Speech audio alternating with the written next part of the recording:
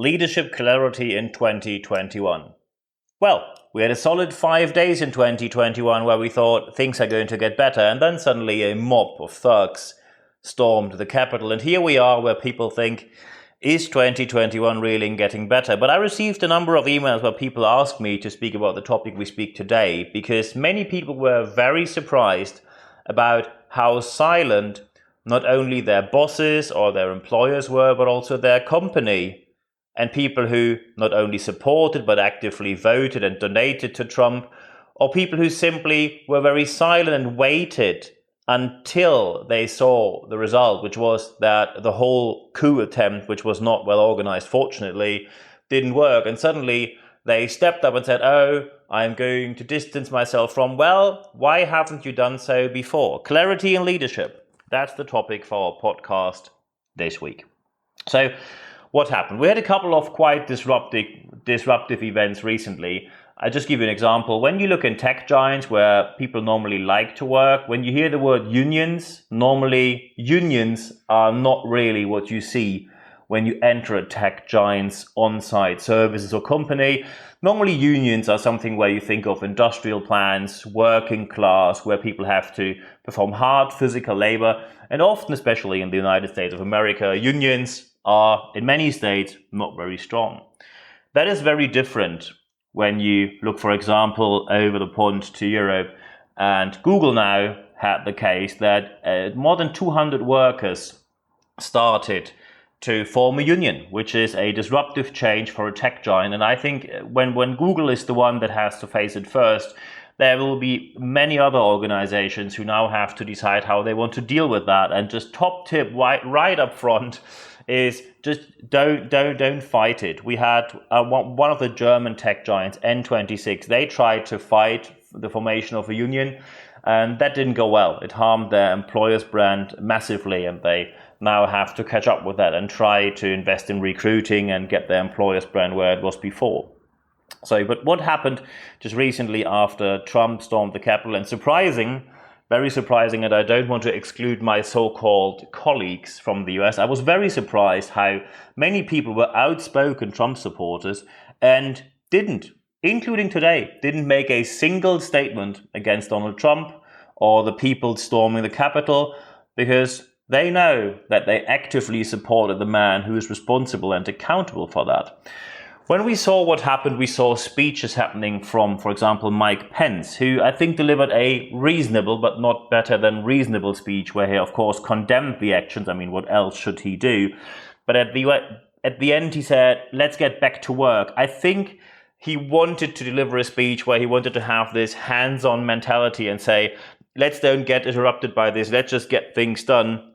But unfortunately, the get back to work attitude, you need a bit more of a statement when someone just tried to overthrow democracy in your country. So not too well done, Mr. Pence, I'm afraid. And also, I want to say that I am feeling with Mr. Pence and his family. I am politically conservative when you look into the UK, or liberal when I am in Germany. The German liberals have nothing to do with the liberals in the US. Liberals in Germany are up for the low tax and less regulation economy. So I am an entrepreneur, so I want openly address that bias. I'm feeling when Mike Pence had to hide under his desk with his family because his own boss, Donald Trump, who brought him in, did not supply the National Guard. And it also shows that when you team up with the wrong people, they will drop you like a hot potato, as we say in Germany.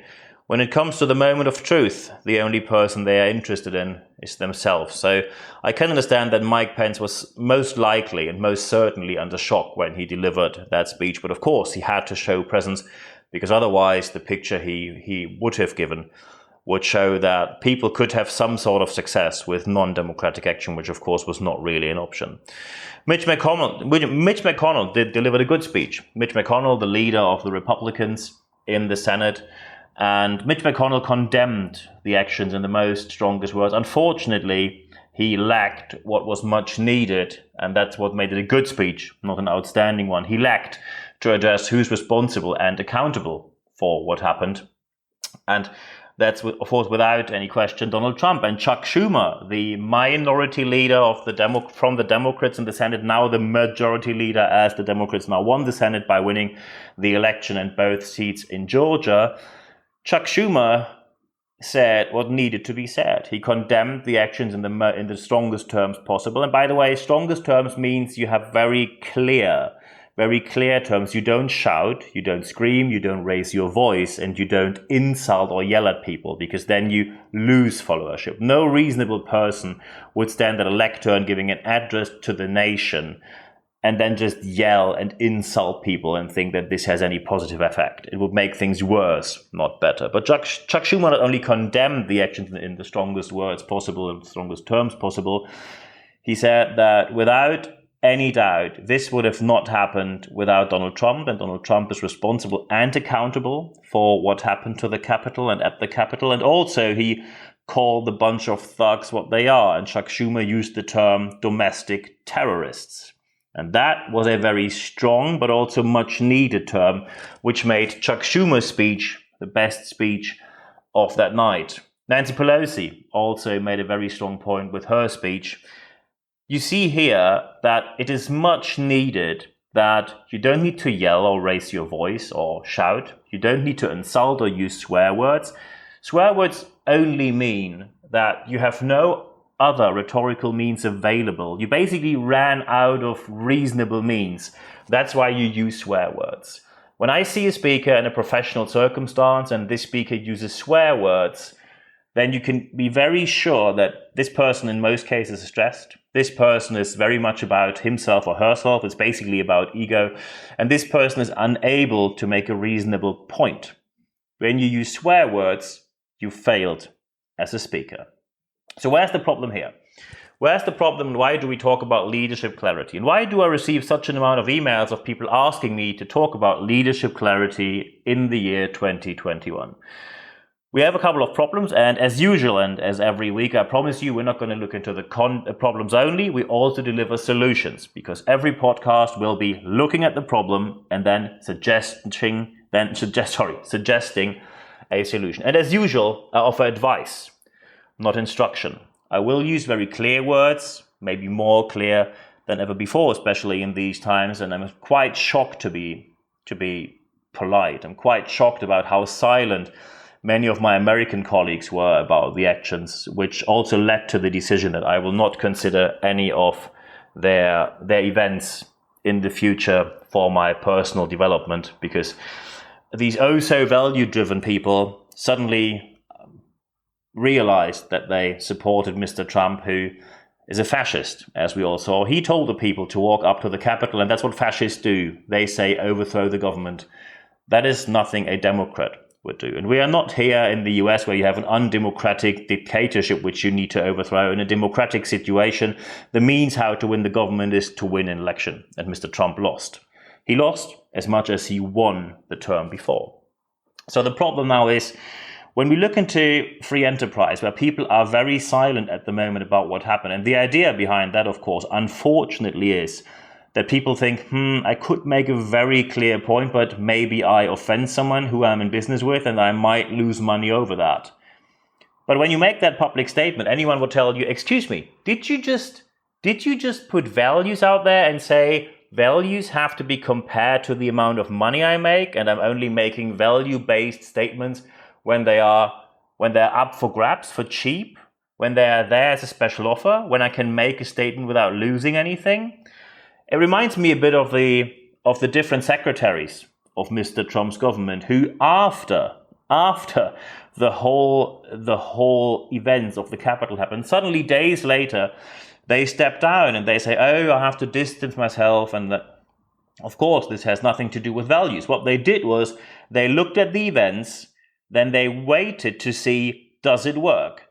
When they saw it did not work, then they waited, how do the other people react? And when they saw that every reasonable person in the country said no to what happened there, then they stepped down. These people are not heroes. These people are not people who serve the country. These people are cowards. And they are cowards because they didn't step up when it was much needed. When the people stood at the doorstep of the Capitol, where every secretary could have gone out and said, stop it, don't do it, this is the wrong thing to do. None of them showed up. Not a single person showed up. And even after the events at the Capitol, there were still 6 senators who voted against the certification of the election results. One of them is Ted Cruz, not too surprising. It must be questioned if Ted Cruz is of a sane mind, and that's not me saying that for the first time. Mr. Cruz frequently comes across with very, very special ideas, often focused either on religious beliefs, and of course anyone can believe in whatever they want, but he misuses religious beliefs to put forward his personal agenda, often connected with discrimination or the use of guns, which even I, as an atheist, know the 10 commandments include that you should not kill, and I think giving guns in the hands of the public, of untrained people, leads to death and to killings, which is against the 10 commandments, Mr. Cruz. So what is the problem here? The problem is that people think I have values, but on the other hand, money is my, I don't want to say substitute, some people say it's a substitute religion, but it is part of the value system for many. And I don't want to exclude myself. I'm an entrepreneur, I'm self-employed, and I make money with my services. There is no question about that, and I'm not going to deny that. And of course, as someone who is part of the liberal conservative spectrum in Europe when it comes to politics, I have a certain bias, which I openly address here. I don't want to give you the impression that there is no bias when I talk about this, because I am part of the economy and I'm ashamed when I see how certain companies reacted to the events. The problem is that people avoid to talk about history, but you only learn from history when you talk about it, and you have to admit the mistakes, and then you have to compensate the people who you did harm to. And of course, your political and your historical background, because dealing with politics is part of it. You cannot be a leader communicating clarity without having a high level of historical and political education, because you do not know how learning in history and a society context works when you have no clue and no idea how history and politics works. So as a leader, from every single person who works for you, you expect crystal clear results. You run reports. You have KPIs. You have numbers left, right, and center.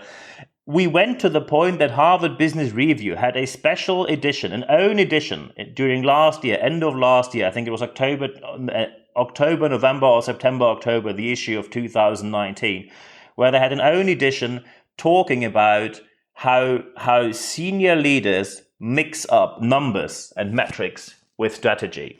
That's where we are. So you expect absolute numbers-based clarity from every person working for you. You expect crystal clear results. How, as a senior leader, or how as any leader, do you want to expect clarity from the people when everything you deliver is non-clarity or unclarity, however you want to call it?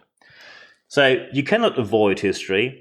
And you cannot avoid politics. History is part of your identity. And the US has done many great things. When I was young, we were all looking up to the US. The US was the state where we all wanted to go to. It was the dream of everyone. And now it was just last week where one of my more senior colleagues from the US, one of the good ones who spoke up against the events, he said, the United States now became one of these third world countries which we normally only know from TV. Very clear and very strong words, especially in the English-speaking context and English-speaking world, but much needed words as well. So you have to deal with history and politics, while at the same time you will always face a dilemma between making a strong statement and maybe losing money, a dilemma between running a business, wanting to communicate values, while at the same time you have to generate a profit, and dilemmas where you know that you cannot appease both sides of the game. I just give you an example. We now have the vaccination. We have the vaccine available. And we now have a certain order in which people will receive the vaccination. And for example, Mike Pence got the vaccine publicly on TV. And in many other countries, they had the same just last week. It was announced that the Queen and the Duke of Edinburgh were both vaccinated. Great news. Angela Merkel and the German politicians decided not to do so, and now some people say they should have done so to show that the vaccine is safe.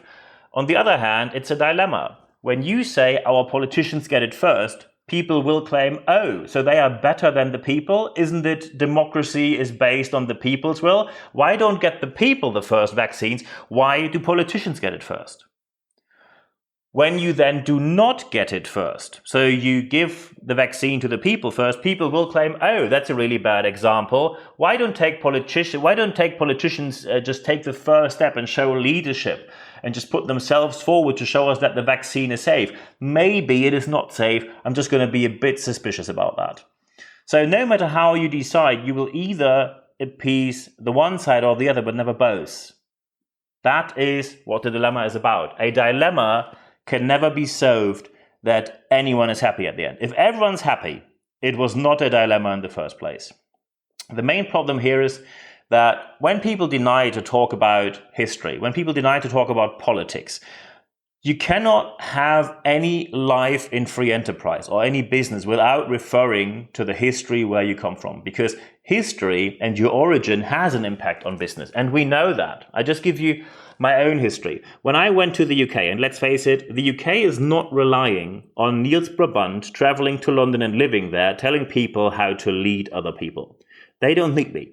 The UK economy never was relying on me, isn't relying on me, and never will rely on me or my business. However, I wanted to enter the market. So I entered the market, and as soon as I said, my name is Niels, and with this charming accent you can hear I am German, people immediately assume hardworking person, highest quality, he always is on time and delivers the best results of anyone we can hire. And they derive that based on a completely arbitrary aspect, which is the nationality I have. That my nationality is not an achievement. A nationality is something which is completely random, which you only received due to where you were born. And that's not an achievement, that is completely random where you were born. Completely arbitrary. So, of course, we now have to say, when I have all the good sides of my history, how legitimately, how legit is it to simply say, I just don't talk about the bad sides, you know? And Germany has a really bad history. When we look into the world's history, every single major crime is connected in one way or the other, or nearly every single major crime, especially the worst crime in the history of humankind, is connected to the German identity, the German nation, and the German nationality. And you have to deal with that. You have to address that. Because when you don't, there is one major issue. You don't learn from history when you don't address it. And now, of course, some organizations might claim, oh, we have a quite young organization. Maybe your business was founded in 2000 or 2010 or 2015. Even then, you have history. Maybe you had former leaders and they were not doing well, and no one expects you to call them out by name, talk down on them, or use swear words. But people expect you to address the issues. For example, say we had a strategy in place which we thought, and with our best ideas and best intentions, we thought it is going to work. We see now it is not working well. That's why we changed directions. Then people see, okay, they saw it, they addressed it, and now they take action. But you have to talk about your history. Your history is your heritage. Learning from history determines your ability to sustain in the future. If you're unable to learn from your history, you're unable to do it better in the future. The problem is when we have leaders who expect crystal clear examples from their own people, and at the same time, they deliver nothing else than non-clarity, or they just try to get away with very vague statements, then of course people will wonder, why do we have this blurry image, this dubious image, this mistiness, where we really think that non-clarity or unclarity is delivered while they expect crystal clear results from us. So how do we do it better? So problem, by the way, here is that people in senior leadership teams where conflict is the daily business avoid conflict. You avoid from every single employee that they approach conflicts, at the same time you don't. And that is why your organization causes one problem after another. And of course, people will not follow your examples because they don't follow your example because they cannot trust you. They cannot trust you when a non-clarity is omnipresent in the whole organization.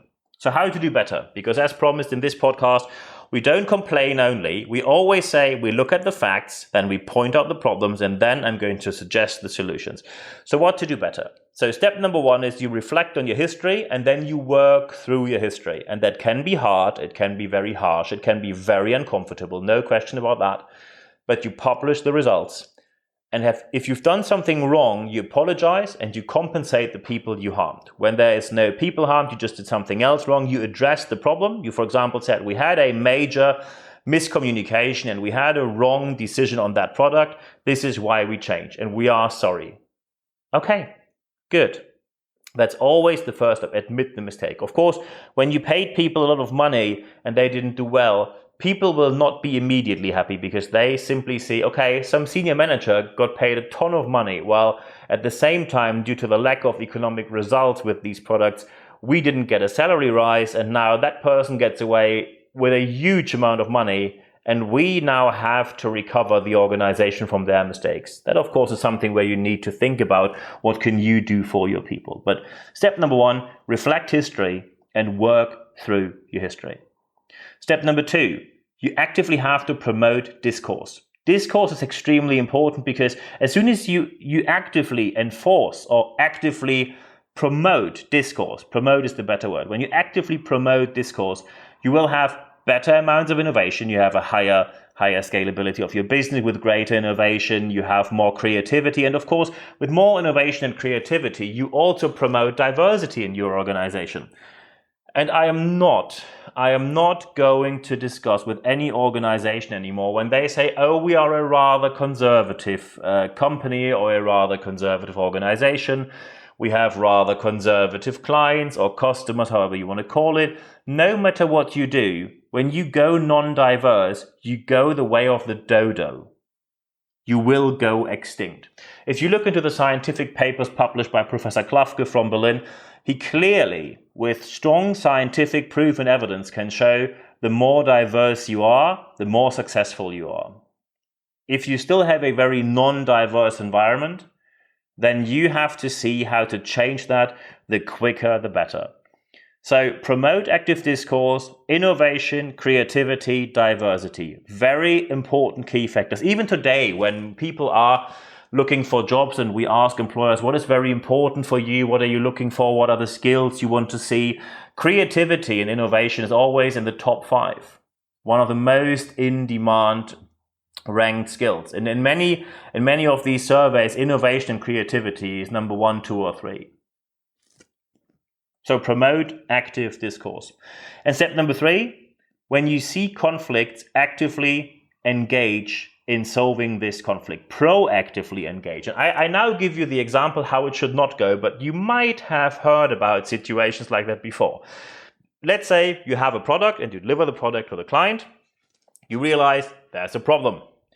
So first, you won't address the problem because you hope the client won't realize it. And when you're lucky and by coincidence, some positions at the client side suddenly change and they now have a different focus and they don't focus on that problem anymore. You just delivered something, didn't really work, didn't really bring any value, but yeah, there was an issue, but the client didn't say anything, so let's just don't talk about it. So you just sit through the problem. And by the way, that's a strategy many organizations actively promote. Don't address any issues as long as the client doesn't address them. And that is not very sustainable when you want to provide good leadership. Actively engage in the conflict. Of course, you're not going to say, hello, I'm calling today because we have a conflict. But when you see the problem arising, the problem will arise before you even deliver the product to the client. When you actively engage into this conflict, you will not have that problem again. Because when you deliver it to the client, even when the client does not complain, it is one of these client products where suddenly the problem dies out because no one talked about it. But when we deliver exactly the same thing again, we will have exactly the same problem. So engage in that conflict, engage proactively into the problem solution process, because then you will not have that problem ever again. And that immediately, because I know some people will now sit there and think, listen, Niels Brabandt, I have to just get profit in. I have to get the numbers right. I am in a position where I simply have to earn money. Just stop to do your own innovation, creativity. Just tell me, how does it affect the bottom line? I can understand you. I can fully understand you. I'm self-employed, I'm an entrepreneur, and I am in the business to make money as many others are as well. Why should you go into free enterprise when you say my motivation is at 0% money? Then there are many other less stressful positions which you could do, and then people would believe that money is not important for you. But let's face it, for many of us, including me, money is part of the game, and one part of why we joined the game is money. Let's be honest. Not the only one, maybe not the most important one, but one of these aspects is money. So engage proactively into the solution. That means when you don't have these problems anymore because you proactively solve them, it means you immediately have a higher productivity. And a higher productivity, and by the way, also a more attractive employer's brand, higher innovation, more creativity, better diversity, more attractive as an employer, better employer's brand, less costs for recruiting, which immediately affects the bottom line again, or you can invest the money you saved into something else which you need. When you have a higher productivity, it immediately affects the bottom line. When you have a higher productivity, but your bottom line, your final profit, does not go up, then you really need to check what went wrong. Maybe there is this one-off problem you will never have again, but most likely you have a structural issue where you wasted the money otherwise. So when it comes to how to do it better, step number 1, reflect on history and work through the history, including the consequences which I talked about. Step number 2, actively engage in discourse to promote innovation, creativity, and more diversity, and proactively engage into the conflict and problem solution process, because when you get these solutions done way quicker, it means you have higher productivity, and that also affects, besides many other aspects, your bottom line, your profit, and the economical result. And that is something which should make absolutely anyone in the organization happy. The main point here is, as a senior leader in your organization, or when you want to become a senior leader, good leadership means that you deliver leadership clarity, especially in times we are now, and especially in the year 2021. Happy to talk with you about that. Just drop me an email and we get into the discussion. And of course, I now wish you all the best implementing these aspects in your organization. And for this week, thank you very much for your time.